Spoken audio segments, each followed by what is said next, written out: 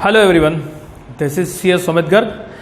आज हम स्टार्ट कर रहे हैं, कंटिन्यू कर रहे हैं वैल्यूएशन का थर्ड लेक्चर, जिसमें वैल्यूएशन में हमने सबसे पहले बताया था कि what is the meaning of prices. There are different types of prices under the custom act. उसके हमने डेफिनेशंस कुछ पढ़ी थी कि प्राइसेस किस किस तरह का होता है। जैसे आपको लास्ट लेक्चर में मैंने आपको रिवाइज करवाया था कि प्राइसेस किस किस तरह के थे, like cost price, supplier price, domestic price, international price and list price, contracted price. इस तरह के काफ़ी सारे प्राइसेस हमने पढ़े थे फर्स्ट लेक्चर के अंदर। वहाँ पर हमने कुछ डेफिनेशंस भी पढ़ी थी, like what do you mean by what is the meaning of free on board price, what is the meaning of free alongside price, ex factory price, loading charges, unloading charges and all, that is including CIF, that CIF means cost including insurance and freight। इस तरह से हमने वहाँ पर कुछ technical terms भी हमने पढ़ी थी। फिर हमने लास्ट लेक्चर जो नेक्स्ट प्रीवियस लेक्चर था, वो हमारा लेक्चर था किस चीज़ के ऊपर, सर वैल्यूएशन कैसे की जाएगी। वैल्यूएशन कैसे की जाएगी मतलब वहाँ पर हमने पढ़ा था सेक्शन नंबर 14। सेक्शन नंबर 14 ने क्या कहा था, when there is a price is the sole consideration, importer and exporter are not related, price is at the time of delivery of importation.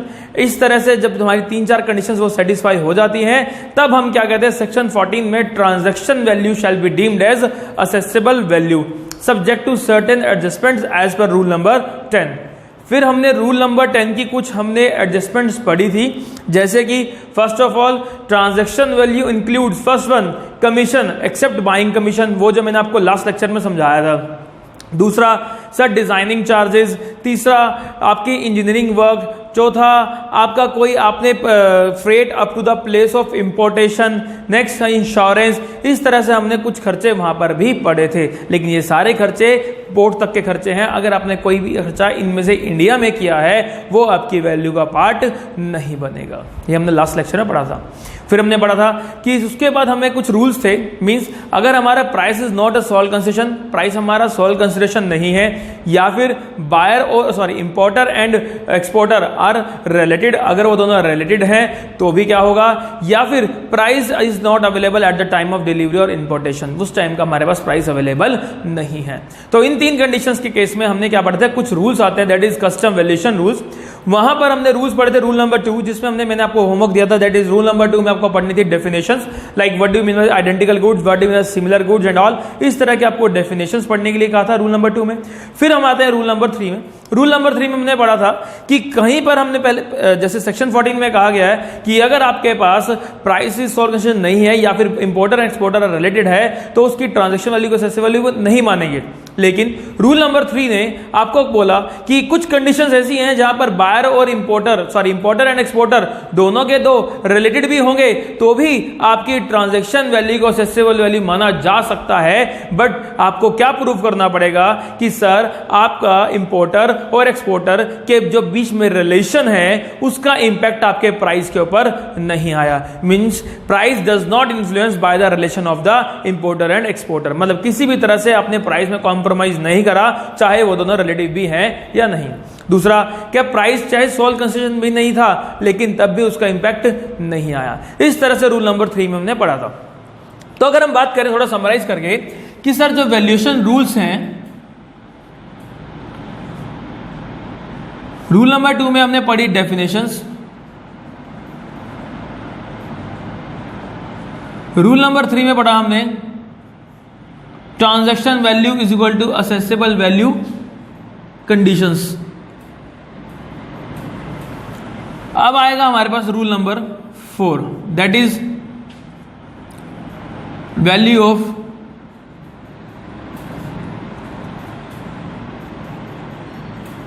Identical goods.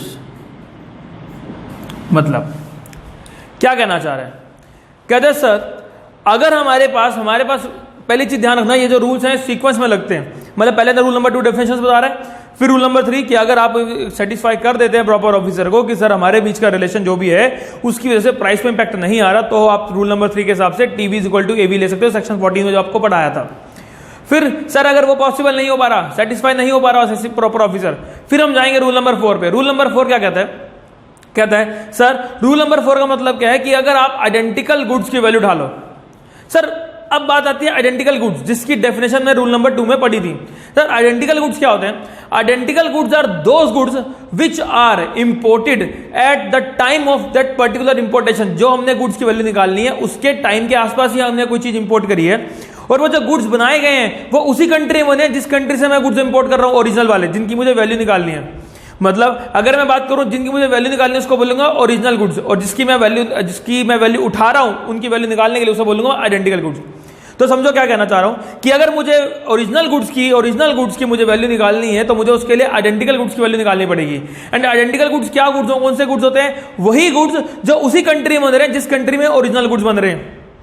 Clear है? मतलब जो जिस चीज goods की मैं वैल्यू निकालने जा रहा हूं उसी कंट्री में आइडेंटिकल गुड्स बनने चाहिए।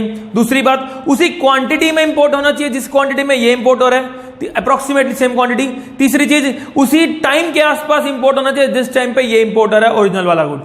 Got it? तो आइडेंटिकल गुड्स की वैल्यू कब उठाएंगे? जब उसी कंट्री में आइडेंटिकल गुड्स बन रहे हैं, दूसरा उसी टाइम पे इंपोर्ट हो रहे हैं, तीसरा उसी क्वांटिटी में इंपोर्ट हो रहे हैं जिस क्वांटिटी में ओरिजिनल गुड्स मेरे इंपोर्ट हुए थे।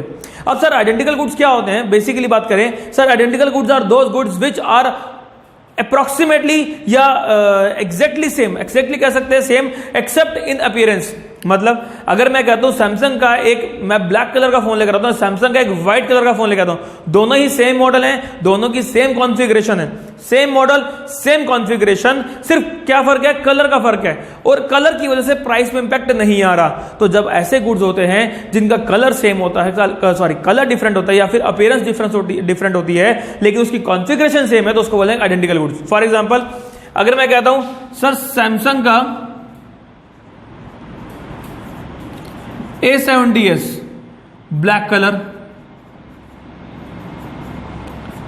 सैमसंग का A70s blue colour, config same है,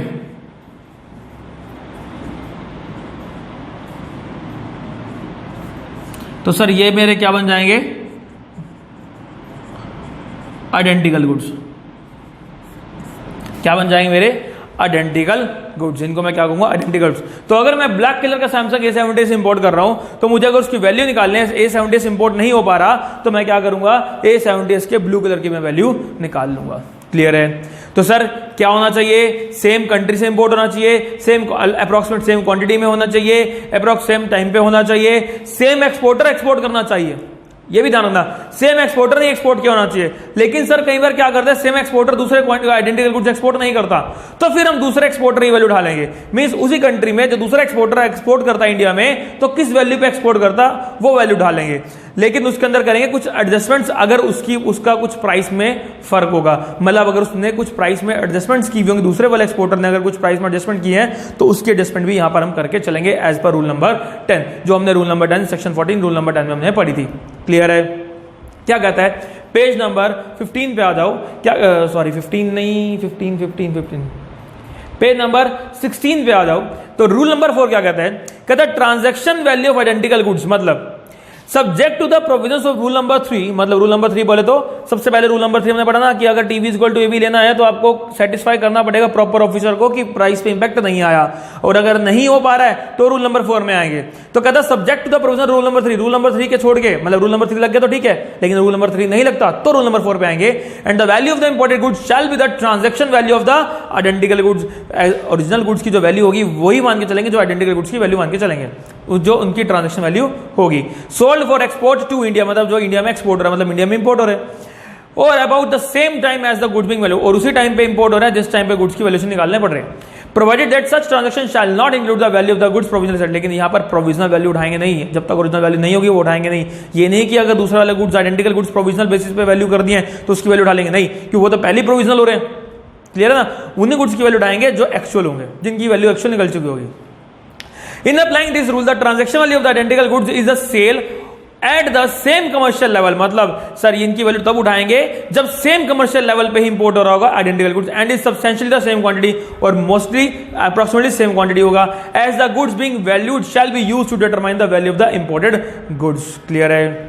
कहता where no sale refer to clause B, कहता अगर इस तरह की कोई सेल है ही नहीं, मतलब eight the time of importation या सेम क्वांटिटी में सेम अप्रोक्सीमेट फिगर में कोई इंपोर्टेशन हुआ ही नहीं, तो the transaction value of identical sold at a different commercial level.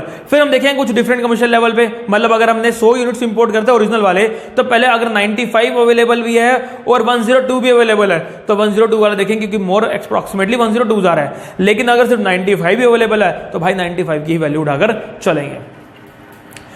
और डिफरेंट क्वांटिटी और both adjusted to take the account of difference at the commercial level, कहता है उसके साथ अगर कोई इंपैक्ट आ रहा है, फॉर एग्जांपल अगर मैंने इंपोर्ट किया था 100 रुपए 100 यूनिट्स, इसकी मुझे वैल्यू निकालनी है, ये ओरिजिनल गुड्स है, और आइडेंटिकल गुड्स इंपोर्ट हुए थे 1000 यूनिट्स और कुछ अवेलेबल ही नहीं है 90 पर यूनिट के हिसाब से, और इसमें लिखा हुआ है कि जो 90 पर यूनिट है इसमें 10 रुपीज का आपको ट्रेड डिस्काउंट दिया है, including ₹10 discount due to bulk quantity.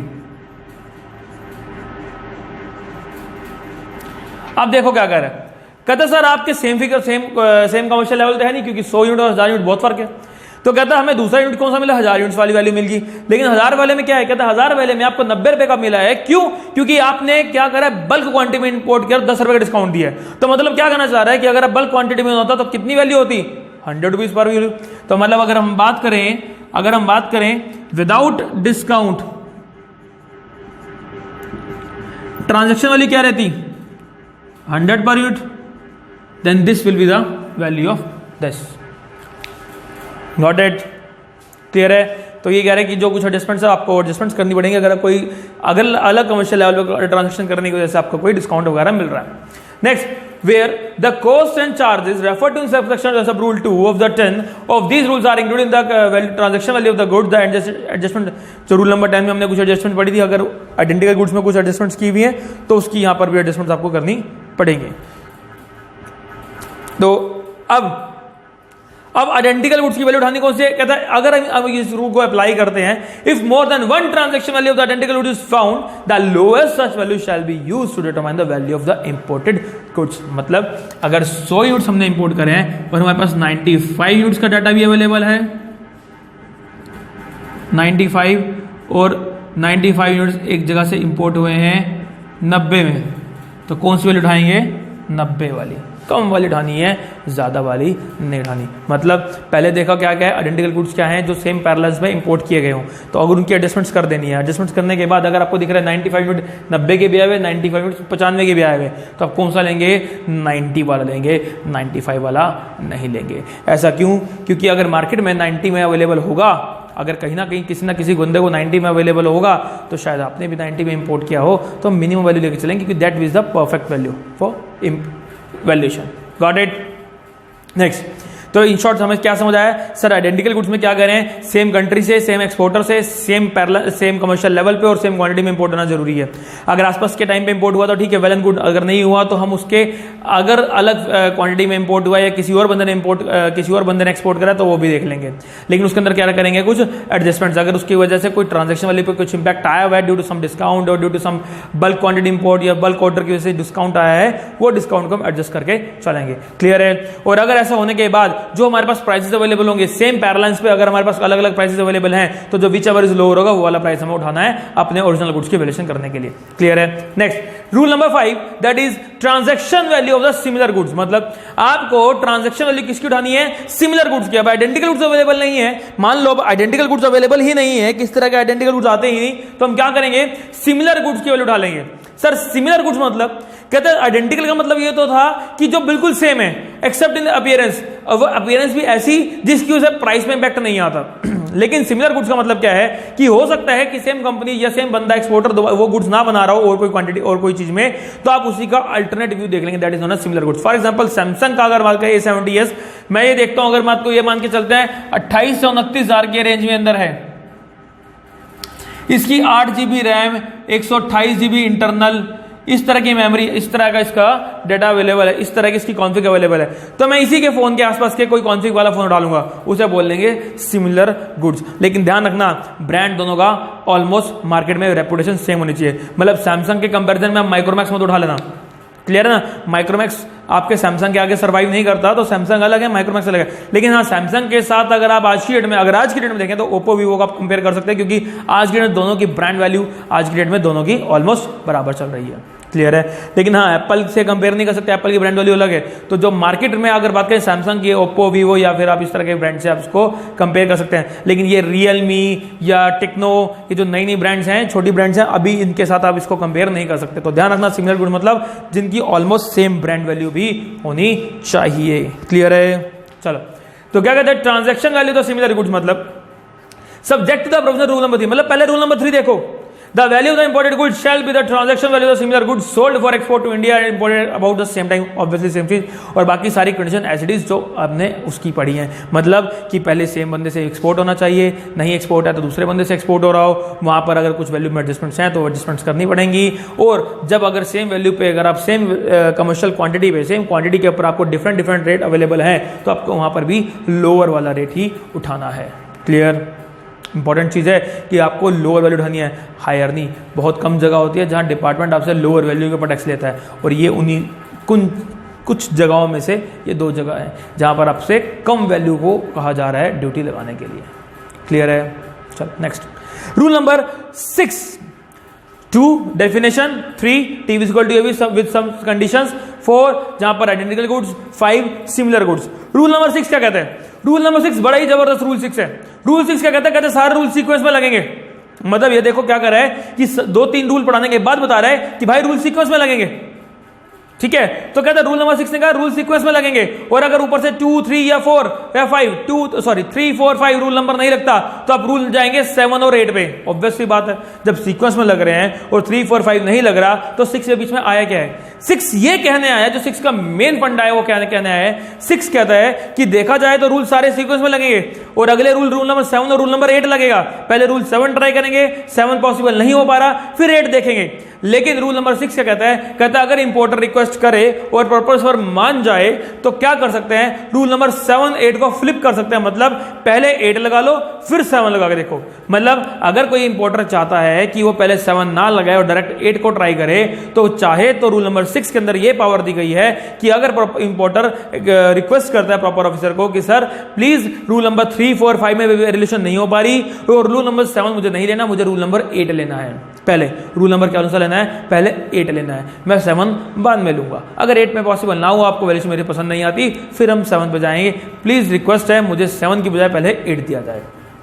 In short क्या कहना चाह रहा है? रूल 6 ने सिर्फ इतनी पावर दी है कि रूल नंबर 7 की बजाय पहले रूल नंबर 8 लगाया जाए, फिर रूल नंबर 7 को लगाया जाए। यहां तक क्लियर? चलो अब रूल नंबर 7 क्या कहता है, पहले पढ़ते हैं 7 क्या कहता है, फिर कहता है 8 क्या कहता है। बस इतना समझ लेना, रूल नंबर 6 ने उसको फ्लिप कर दिया। मतलब 7 और 8 का लेना देना कोई नहीं है, बस सीक्वेंस चेंज हो सकता है। रूल नंबर 6 ने पावर दे दी है, तो मतलब पहले 3, फिर 4, फिर 5 can be 7 and can be 8 and then rule number 3, rule number 4, rule number 5 और rule number 8 फिर 7। मतलब रूल नंबर 6 ने क्या कहा?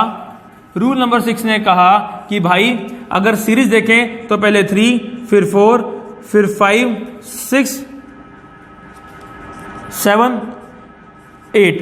लेकिन 6 ने पावर क्या दी? पावर बाय रूल 6 क्या कहता है? 3, 4, 5, 8, 7। 6 बीच में मिसिंग है क्योंकि 6 तो अपने आप में रूल है जो आपको पावर दे रहा है, क्लियर है। अब रूल नंबर 7 क्या कहता है? कहता है डिडक्टिव वैल्यू। याद है कल मैंने थोड़ा सा बताया था sir, deductive value computer value 2 तरह की वैल्यूज हुआ करती हैं। डिडक्टिव वैल्यू क्या होती है? मतलब हमें इंडिया से प्राइस उठाना है और उसमें से पोर्ट तक के खर्चे लेस कर देने हैं, तो अल्टीमेटली मेरे पास पोर्ट की वैल्यू निकल कर आ जाएगी। That is known as deductive value.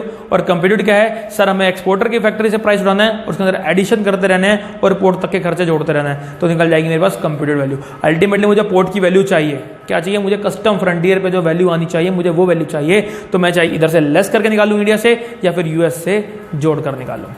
तो अगर पहले लेस करके निकालते हैं, पहले देखा जाए ओरिजिनली रूल नंबर 7 लगता है पहले सीक्वेंस में, मतलब पहले डिडक्टिव वैल्यू। रीजन बीइंग क्या है, क्योंकि आपको इंडिया का प्राइस आसानी से अवेलेबल है एज कम्पेयर टू फॉरेन का प्राइस, क्योंकि आपको इंडिया की आपको ट्रेड मार्केट पता है, आप इंडिया की वैल्यू आसानी से निकाल सकते हो as compare to foreign price. तो पहले क्या करेंगे, इंडिया का प्राइस निकालेंगे, इंडिया का प्राइस अवेलेबल होता है तो उसको बोलते हैं डिडक्टिव वैल्यू, वहां से लेस करते रहेंगे, पोर्ट तक के खर्चे जितने भी हैं, प्रॉफिट मार्जिन एंड पोर्ट तक के जितने भी खर्चे, टैक्सेस, लोकल टैक्सेस जो भी लगा सब माइनस कर दो, पोर्ट की वैल्यू निकाल दो, उसे बोलेंगे डिडक्टिव वैल्यू। अगर आपका लोकल आपके पास अवेलेबल नहीं है तो आप क्या करेंगे, एक्सपोर्टर का प्राइस उठा लेंगे और वहां से टोटल एडिशन करते करते करते करते पोर्ट तक के खर्चे जोड़ते रहेंगे और क्या निकल जाएंगे आपके पास, पोर्ट की वैल्यू। यहां तक कोई इशू पक्का? चलो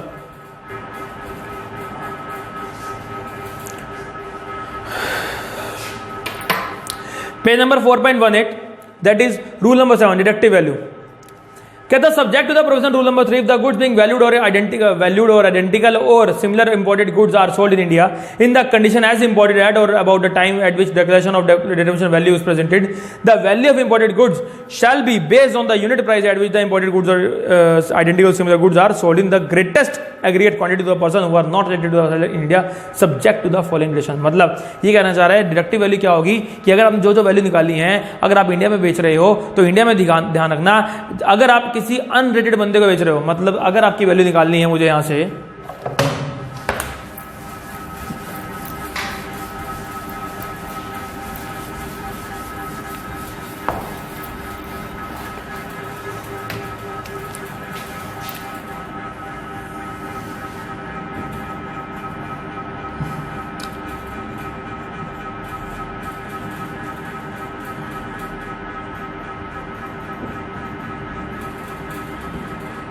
कहते हैं अगर आपको रूल नंबर 7 लगाना है तो ध्यान रखना, जो इंडिया में आपस में दो बंदे अनरिलेटेड बंदे को सेल कर रहे होंगे, किसी भी तरह के गुड्स अगर आपके अनरिलेटेड बंदे को सेल कर रहे हैं तो उसकी ग्रेटेस्ट क्वांटिटी में, मतलब अगर यहां पर कहता है कि ये बंदे बेच रहे हैं 100 यूनिट्स 90 का, और एक ये दो बंदे हैं जो इंडिया में माल बेच रहे हैं, दोनों ही अनरेटेड है, ये बेच रहे हैं 200 यूनिट्स 85 का, तो कौन सी वाली उठाएंगे, ये वाली, क्योंकि ग्रेटेस्ट क्वांटिटी है। क्या है, ग्रेटेस्ट क्वांटिटी। तो ज्यादा मार्केट, ज्यादा गुड्स, ज्यादा जो गुड्स बिक रहे हैं वो किस वेट पे उठ रहे हैं, इस वाली वैल्यू पे उठ रहे हैं। तो क्या कहते हैं, sold in the greatest aggregate quantity to the person who are not related to the sellers in India subject to the following conditions. क्या डिडक्शंस है, either the commission usually paid or paid to agree to paid, additions usually made for profit and expense in connection with sale imported India. कहता है अगर आपने कोई commission पे करी है आपको वो लेस करनी है, मतलब अगर आपकी जो प्राइस होगा, ये जो प्राइस है 85 का, ये जो ट्रांजेक्शन वैल्यू है इसमें से आपको डिडक्शंस देनी है, पहली कमीशन की, दूसरी the usual cost of transport insurance and accessory cost incurred within India, मतलब freight and insurance in India, जो आपने कस्टम पोर्ट से विद इन द इंडिया तक आपको लाने का जो इंश्योरेंस होगा, फ्रेट होगा, वो आपको लेस करना है। द कस्टम ड्यूटीज और टैक्सेस, अगर आपने कोई कस्टम ड्यूटीज या टैक्सेस पे किए हैं वो भी, क्योंकि वो भी आपके कॉस्ट का पार्ट बन जाते हैं, किसी तरह की कस्टम ड्यूटीज या आपने कोई टैक्सेस कह रहे हैं वो भी आपको यहां से लेस करने हैं। तो आपकी ये निकल कर आ जाएगी असेसेबल वैल्यू। क्लियर है?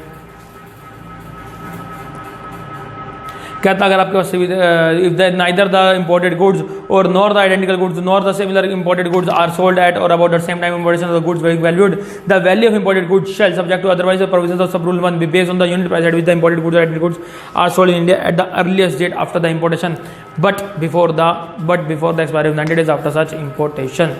कहता है लेकिन अगर आपके पास आसपास का टाइम नहीं है तो मैक्सिमम 90 दिन के आपकी जो गुड्स की वैल्यू होगी वो उठा सकते हो, जो पिछले 90 दिन होंगे, पिछले 90 दिन के अंदर अगर आपकी कोई सेल हुई है तो उतने की वैल्यू आप उठा सकते हो। If neither the imported goods nor after the further processing are sold in the greatest quantity not in India, simple. उसका आपका कंप्यूटेड वैल्यू में क्या होगा, सब कुछ आपने जोड़ने, मतलब वहाँ तक के खर्चे, फिर आपके पोर्ट तक के सारे खर्चे जोड़ के चलने हैं, वो आपके क्या निकल जाएगी, कंप्यूटेड वैल्यू। सिंपल बात जो हमने अब तक पढ़ी है ट्रांजेक्शन वैल्यू वाली। फिर रेजिडुअल मेथड कहता अगर कुछ नहीं बचता तो आप क्या करेंगे, बेस्ट जो रीजनेबल प्राइस होगा उसके हिसाब से उसकी वैल्यू उठा लेंगे। Not a big deal, just read.